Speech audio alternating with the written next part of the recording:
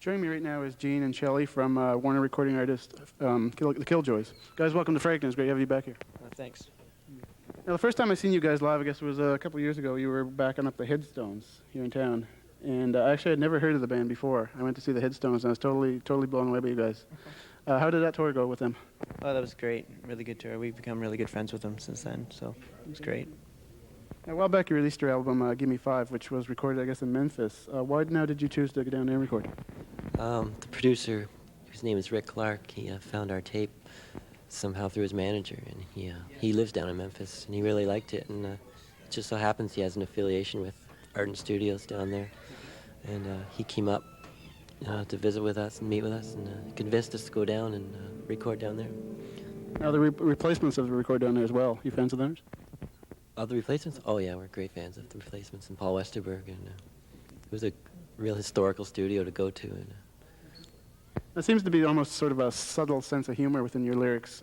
Is that intentional at all?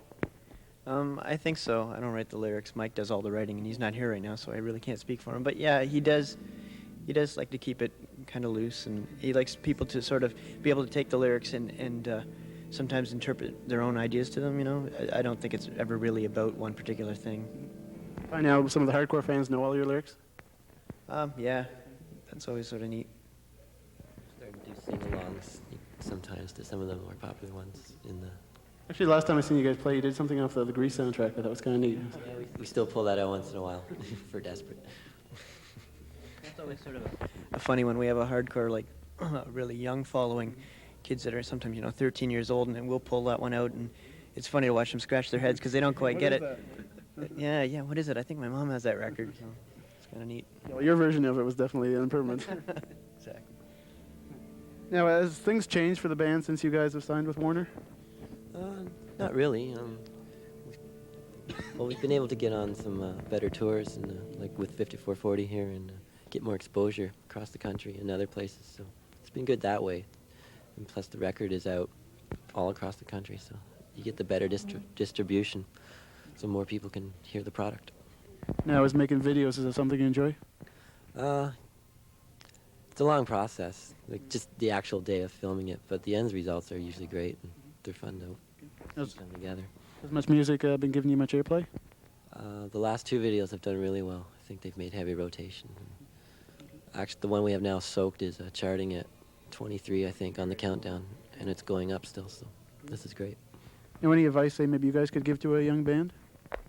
Just stick with it. I think longevity is the key. If you just stay with it and work really hard and don't be lazy. I mean, you see a lot of bands that just, they don't really want a poster, they don't want to do things like that, but there's going to be a lot of people not coming to the shows for a long time, but it'll start paying off once in a while. I mean, we won you over, so.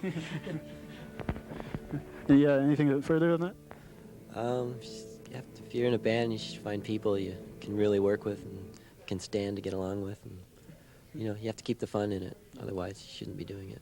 Actually, that helps if you can stand the person you're playing with. And you better eat with them too, because if you're not at the table with them, you're going to be the one griped about. So you have to make every meal, or else you're going to be the one that's going to be talked about. So I really like the song Rec Room on the new album. Now, how did that come about? That's actually, this sounds really stupid, but Mike actually woke up one night. It was in his head. He was, I guess he was somewhat dreaming, and so the first thing he did was played his guitar, and it sort of wrote itself that night. And that was one of the songs that came together the quickest, I think.